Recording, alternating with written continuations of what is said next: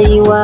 Gaida injiniya Ibrahim Abdullahi jarumi dan baiwa.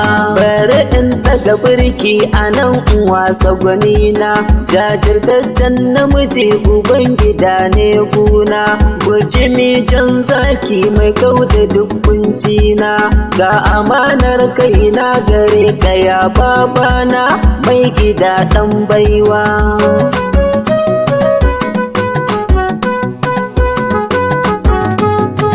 Sannan babban bango majinginar mai rauni, da gama da ma'aikin da haɗan adana ne, gani na zo a gare ka maulana karge ni, a kauda mun damuwata don in fita a rana in zauna da kai ɗan baiwa.